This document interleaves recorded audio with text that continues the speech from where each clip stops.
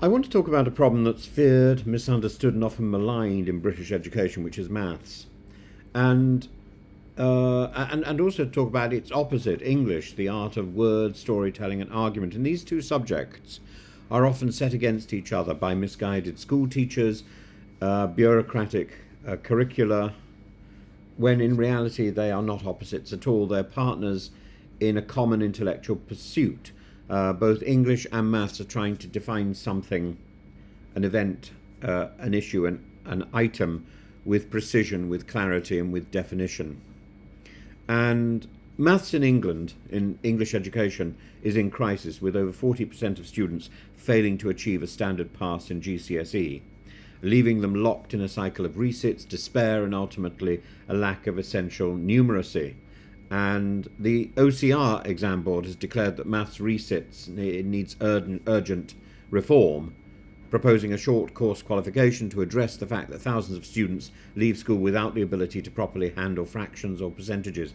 And if 40% of students are leaving school without basic literacy, there would be a national uproar. But with maths, failure is accepted as some kind of inevitable fate. This is a fundamental failing of our education system. Not all students themselves are failing. It's not necessarily the student's problem. Literacy should be stamped into science subjects, and numeracy should be stamped into arts subjects. And this idea that we have that some people are left hemisphere, some people are right hemisphere, is nonsense. The right hemisphere of the brain is indeed the place where art and holistic ideas and space is formulated, and the left is about logic and maths and so on. But joining the two hemispheres are the corpus callosum, these little wires of ingenuity that mean you get an idea on one side of your brain, it's automatically recognized and employed on the other side of your brain. Yeah, there are bits which happen in different parts of the brain, and a lot of the brain studies were done on people who had split brains, where the corpus callosum had been severed, often in the treatment of epilepsy, and this I think has skewed our understanding. Maths and English work together.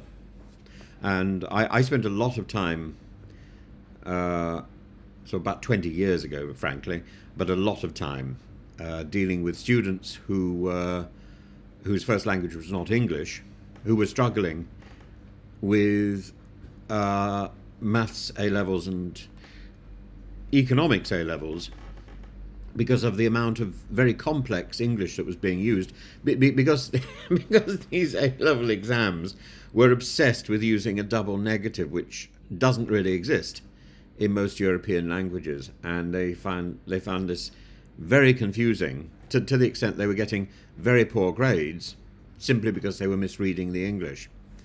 And these two subjects really should work together, and we should avoid complex English in maths papers. We should avoid complex maths in English. We do generally, but we should have slightly more maths in English, I think. And we've developed a cultural acceptance of innumeracy, something that is socially permitted in a way that illiteracy is not. And people will joke and say they can't do maths, but they'd be horrified to admit that they couldn't read.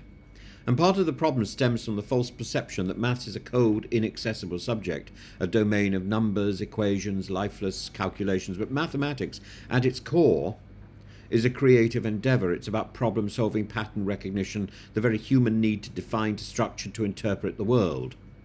English and maths share this fundamental mission. Maths is not about mindless arithmetic any more than English is about rote memorization of vocabulary. Both subjects teach us how to think with precision, how to build arguments, how to see the world with clarity. And a brilliant mathematician and a brilliant writer are, at their core, performing the same task, defining meaning and establishing truth with exactitude, with precision. And given this, the failure to encourage ambitious maths students to push themselves further is nothing short of sabotage. The failure to take further maths, for example, if you're doing maths at A level, is a prime example of stupidity. Students who are capable of maths at A level are capable of further maths at A level. The two subjects shouldn't be divided.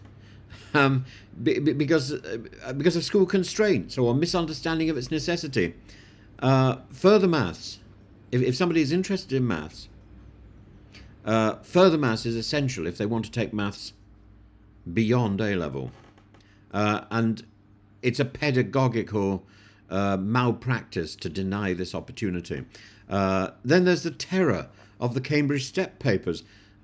If you are interested in maths, the Cambridge STEP papers should be your goal. These are exams designed to identify truly outstanding mathematical minds, yet they instill dread rather than excitement. Why? Because our education system doesn't properly prepare students for genuine mathematical thinking. It teaches them to pass exams, not to understand or to enjoy the subject. Anyone good at maths should be setting their sights on the highest levels, and schools should be equipping them to do so rather than testing advanced maths like a minefield of impossible challenges. We need to present maths as an opportunity, not an obstacle choice, not an obstacle path. We need to adopt a dual approach to maths. Raise the minimum standards so no student leaves school without a solid grasp of numeracy. And that means scrapping the self-defeating cycle of resits and focusing on proper conceptual understanding that goes through all subjects. We need to encourage excellence by making further maths and advanced problem solving more accessible, not just for those applying to Oxbridge, but for any student with the ability and the ambition to pursue it. We need to integrate maths with computing. We need to ensure that maths is exciting. And to return to the core argument, the supposed divide between mathematics and the arts is an illusion. Precision in expression, whether through numbers or words, is a mark of an educated mind. And the great logicians, Frege, Russell, Gödel, Wittgenstein, wrote philosophy as much as they wrote mathematics. Mathematics and poets alike strive to find the perfect form of expression. You can't do poetry unless you are aware of rhythm, the iambic pentameter. I spend a lot of time teaching poetry to very small children, and small children, particularly those with musical skills, immediately get the rhythm in poetry, and they get really excited about, oh, that's a Pyrrhic foot, or or that's not an iamb, that's a trochee, and I think that's delightful, and so often we don't get to know about poetry scansion until we're in the sixth form or beyond. This is madness, because it's something that children can access, and instead we get them sort of messing around with interpreting free verse. What does this mean? Rather than saying, how does it work? How does it work? How does this rhythm work? How does the meter work? What's the purpose of enjambment or a caesura? These technical tricks. How you get a long vowel, a short vowel, how one beat can actually be much longer than another beat, and that in itself can slow down or speed up the rhythm. You see that beautifully in something like The Charge of the Light Brigade. You see it wonderfully in Gerard Manley Hopkins and the sprung rhythm. And all of this is mathematics, isn't it? Our schools are placing these subjects in opposition, maths and English. It's absurd. We must destroy this illusion that one is creative and the other is logical. Both are creative, both are logical, both are essential. Maths education in England is failing both the weakest and the strongest. It's riddled with contradictions, misplaced priorities, and an outdated philosophy that sets maths apart as something alien.